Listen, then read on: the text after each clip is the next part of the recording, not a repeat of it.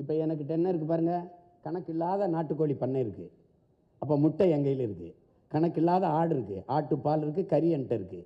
கணக்கில்லாத மாட்டு பண்ணைகள் இருக்குது. என் வளம் அது, என் வளம். அப்புறம் நானே பல ஆயிரம் ஏக்கரில் நாடங்களும் இயற்கை கூட்டு வேளாண் பண்ணையில் உருவாக்கி வச்சுருப்பேன். அங்கே காய்கறி பஞ்சம் வந்துருச்சு, வெண்டைக்காய் விலையில் இந்த நம்பி சாப்பிட்லாமா? தமிழ்நாடு அரசு சொல்லுது, நம்பி சாப்பிடுது உன்னுடுது, என் பிள்ளைகளுக்கான உணவு, என் குடிகளுக்கான உணவு, ஒரு சொட்டு நஞ்சு இருக்காது, நானே வேளாண்மை செய்வேன். அப்போ என்ன பண்ணுறோம்? இப்போ பள்ளிக்கூட வாசலில் வந்து பாருங்கள், முட்டை பால் எல்லாம் கொண்டாந்து வச்சுருவேன். இந்த உப்புமா கம்பெனி இல்லை நம்மது, உப்புமா கிண்டி போடுறது இல்லை, உங்களுக்கு புரியுதுன்னு நினைக்கிறேன். இந்த வாசலில் இந்த இருக்கும், அங்கே வந்து என் பிள்ளை சாப்பிடணும். ஐயா நான் முட்டை சாப்பிட மாட்டேன்னா விடு, அப்படியே அந்த வர உனக்கு எல்லாம் இருக்குது. என்ன பண்ணுவேன்? முட்டை சாப்பிடலை அப்படின்னா அங்கே எல்லா பழச்சாறு இருக்குது, கேரட்டு வாழைப்பழம் எல்லாம் நான் தான் எல்லாம் விளைய வைக்கிறேன், நானே விளைய வைக்கிறேன். முல்லை மருதம் நெய்தல் அங்காடி குறிஞ்சி அங்காடின்னு நானே 4 அங்காடியில் பிரித்து வச்சுருவேன். அங்கே இந்த சுகி சுமோட்டோலாம் அவங்க பாட்டுக்கு, நானும் சுகி சுமோட்டோ மாதிரி நானும் போடுவேன் ஆளுகளுக்கு. உங்களுக்கு வேலைக்கு போட்டு என் பிள்ளையில் நீங்கள் அங்கேருந்து வீட்டிலேருந்து வர சோம்பேறித்தனப்பட்டு அழைச்சிங்கன்னா காட்டுவான் என் பிள்ளை. அதில் 1 கிலோ கொடுப்பா, அதில் 1 உணவு கொடுத்துருவான். நாங்கள் வந்து இயற்கை சுற்றுலா இன்ப சுற்றுலான்னு 2 பிரிவாக பிரிப்போம். இப்போ மீன்னா பாருங்கள், இப்போ நில வேளாண்மை மாதிரி நீர் வேளாண்மையை கையில் எடுத்துருவேன். நானே மீன் பிடிப்பேன். அரசே பல ஆயிரக்கணக்கான படகு வாங்கி கொடுத்து என் மக்களை மீன் பிடிக்க சொல்லும். அவங்களுக்கு மீனவர் நலனுக்கு மீன் வைப்பங்க வச்சுருப்பேன். அவங்களுக்கு அவங்க பிடிக்கிற மீன்களை அரசே கொள்முதல் செஞ்சுக்கிறோம். அந்த நெய்தல் அங்காடியில் வச்சு அரசை சந்தைப்படுத்தும். உலக நாடுகளுக்கு அரசே கொள்முதல் பண்ணி ஏற்றுமதி செய்யும். தரமான மீன்களை தமிழ்நாட்டு அரசு, தமிழ்நாடு அரசு இல்லை, தமிழ்நாட்டு அரசு ஏற்றுமதி செய்யும். இப்போ நில வேளாண்மை மாதிரி நீர் வேளாண்மையாக கடலை கருதி மீன், அது மீன் வளத்தில் அங்கேயும் அரசு பணியை கொடுக்கும். அது மீன் பதனிடுதல் எல்லாமே அதில் அரசு பணியாக மாறிடுது. எதுவுமே அரசு முத்திரை இருந்தால் நீங்கள் நம்பி வாங்கலாம் அந்த பொருளை. ஏன்னா இது வந்து இதுதான் அறம் சார்ந்த தமிழர் அரசுன்னு சொல்கிறோம் இல்லையா? அப்படி கட்டமைக்கிறோம்.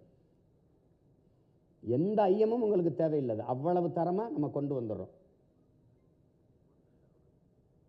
அவரவர் வாழ்விடத்திலே அரசு பண்ணி கொடுத்துரும். இப்போ வாழை பாருங்கள், வாழை நிலமும் வளம், வாழைலாம் வெறும் வாழைன்னு தான் நினச்சிட்டு இருக்கீங்க. வாழைப்பழம் வாழை திறந்து பாருங்கள், இந்த தண்டை பாருங்கள் எப்படி எடுத்துகிட்டு போகிறேன் பாருங்கள். இது தனி, இது தொழிற்சாலை, இது தனி. பழம் காய் உணவுக்கு, பழங்கள் தனி, ஏற்றுமதி அது தனி. இந்த தண்டு இந்த வாழைக்கு உங்களுக்கு தெரியும், இந்த வில்லை, இந்த சிப்ஸு அது தயாரிக்கிறது. இதை எடுத்துகிட்டு போய் சாப்பிட்ற தட்டு, இந்த தட்டு பாருங்கள் பிளாஸ்டிக்கை ஒழிச்சிடறோம். இந்த தட்டு வந்துடுது பாருங்கள், பார்த்துக்கிட்டே வாங்க. இப்போ அதில் நார் எடுக்கிறேன். இந்த நார்லேருந்து வேட்டி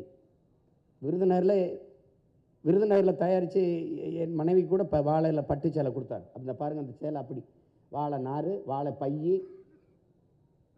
இந்த பிளாஸ்டிக்கை ஒழிச்சிடும். இந்த நெகிழி குலைமத்தை ஒழிச்சிட்டு எல்லாமே வாழையில் எவ்வளோ பயன்பாடு இருக்குன்னு பார்த்து பாருங்கள். இந்த துண்டெல்லாம் வாழையில் நெஞ்சது தான் இந்த சேலையெல்லாம். அப்போ வாழை அங்கே ஒரு 2000 ஏக்கர் வாழை இருந்தால் வாழை சார்ந்த தொழிற்சாலை இருக்குது பாருங்கள். 2-3 தொழிற்சாலை வருது பாருங்கள். அப்போ எவ்வளோ தொழிற்சாலை வருது, நல்லா கவனிங்க. இது கடலை, வேர்க்கடலை பல ஆயிரம் ஏக்கரில் போட்டிருக்கு. அங்கேருந்து என்ன சொன்னால் மரச்சக்கில் மையில் வந்து இங்கே பாருங்கள், கடலை எண்ணெய் தயாரிக்கிறோம், அது ஒரு தொழிற்சாலை. பிறகு கடலை மிட்டாய் தயாரிக்கிறோம், அங்கே பக்கத்துலேயே ஒரு தொழிற்சாலை. கடலை புண்ணாக்கு தயாரிக்கிறோம். என் மாட்டு பண்ணைக்கு தீவனம், ஆட்டுக்கு தீவனம், நிலத்துக்கு உரம். வேளாண் பண்ணை நானே வச்சுருக்கேனே, போட்டுருவேன், அங்கே ஒண்டி போட்டுருவேன். அப்புறம் எண்ணெய், அது தமிழ்நாட்டு அரசே விற்கும். இப்போ எள்ளு விளைய வைக்கிறோம் பல ஆயிரம் ஏக்கரில். அந்த எள்ளு எண்ணெய் தயாரிக்கிறோம். நல்லெண்ணெய், எள்ளு மிட்டாய், எள்ளு புண்ணாக்கு. அப்போ இந்த எள்ளு புண்ணாக்கு உங்களுக்கு தெரியும், அது குப்பையை நம்ம தீவனமாக நம்ம பயன்படுத்திக்கிறோம், உரமாகவும் பயன்படுத்திக்கிறோம்.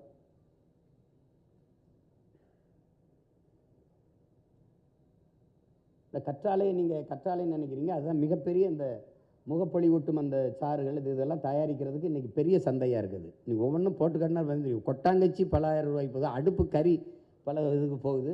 அப்போ அதெல்லாம் எதில் பொருளாதாரம் இருக்குதுன்னு தெரியாமல் சாராய பொருளாதாரத்தில் நம்மளை சாகடிச்சிக்கிட்டு இருக்கு இந்த அரசு. போங்க, இப்போ தேன் பண்ணை வைக்கிறேன். எங்கெங்கே பல ஆயிரம் ஏக்கரில் விளைநிலம் செய்யும்போது நான் பூக்கள் நிறைய வளர்த்து அங்கேயே தேன் பெட்டிகளை வச்சு நான் தேன் வளர்ப்பேன். அது அரசு பணி தான். எப்படி வேலை செய்கிறாரு பாருங்கள், தேனீக்கள் வராமல். அதுவே ஒரு பாருங்கள் எப்படி கொண்டு வரேன் பாருங்கள், தேனை எப்படி எடுத்துக்கிட்டு வரோம். எது ஒன்றுமே உங்களுக்கு அரசு தந்துரும்னு சொல்கிறேன். அந்த நிலமும் வளமும் சார்ந்த தொழிற்சாலையில் எவ்வளோ வேலை வாய்ப்பு இருக்குன்னு பாருங்கள். சூரியகாந்தி பல 100 ஏக்கரில் இருக்குதுன்னா அங்கேருந்து நம்ம தேன் தயாரிச்சிக்க முடியுது. சூரியகாந்தி விதையை எடுத்து இப்போ பாருங்கள் எண்ணெய் கொண்டு வரேன் பாருங்கள், எப்படி எண்ணெய் வருது பாருங்கள்.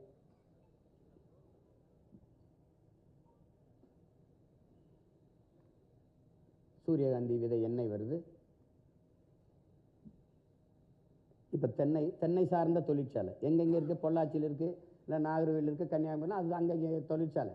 அப்போ தொழிற்சாலைனா அங்கேருந்து நீங்கள் தேங்காய் மட்டும் இல்லை, அதிலிருந்து இளநீர் பதப்படுத்துவது, மதிப்பு கூட்டி அதை கொண்டு போகிறது, தேங்காயிலேருந்து தேங்காய் எண்ணெய், தேங்காய் மிட்டாய், தேங்காய் பிறகு கொட்டாச்சி, அது இது, அப்புறம் தேங்காய் நார் பின்னுவது, அப்போ அதிலிருந்து தென்னந்தட்டியில் பாய் பின்னுவது, விளக்கமாறு எடுப்பது. இப்போ சீனாவில் பிளாஸ்டிக்கில் என்ன பாருங்கள் நார், இந்த கயிற்று கட்டில் இருக்கே, அமெரிக்காவில் 40,000 ரூபா இந்த கயிறு, அது போட்டால் உங்களுக்கு நம்புவீங்க.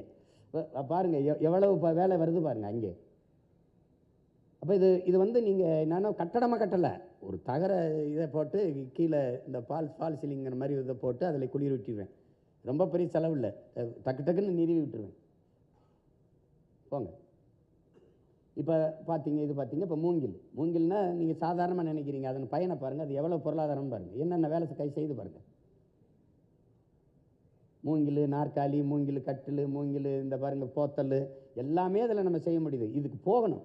இந்த பிளாஸ்டிக் நெகிழி இருக்குல்ல, இந்த பாலித்தீன், இந்த குலைமம் நெகிழி இருக்குல்ல, அதை ஒழிச்சிட்டு இதுக்கு போகணும். இப்போ நாடே குப்பை மேடம், இது எவ்வளோ பயன் இருக்குது பாருங்கள். இந்த மூங்கிலில் பாருங்கள், போங்க. அப்போ அந்த மூங்கிலில் நார் எடுத்து, இது கரும்பு, பல 1000 ஏக்கரில் நான் கரும்பு விளைய வச்சிடுறேன். அந்த கரும்பு சார்ந்த தொழிற்சாலைக்கு போகிறேன். கரும்பை வெட்டுறதுக்கு அதுக்கெல்லாம் படித்தவங்க தேவையில்லை. அதுக்கப்புறம் அந்த சர்க்கரை ஆக்குறேன், நான் வெல்லமாக்குறேன்.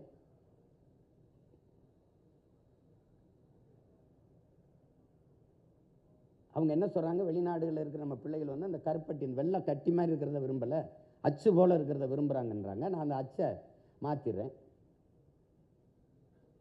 அதிலிருந்து தாள் தயாரிக்கிறோம். கரும்புலேருந்து எத்தனால் பெட்ரோல் தயாரிக்குது பிரேசில், அதுக்கு போயிடுறோம். அந்த எத்தனால் பெட்ரோல் தயாரிக்குது. அது பிரேசில் தொழில்நுட்பத்தை பின்பற்றிக்கிறோம்.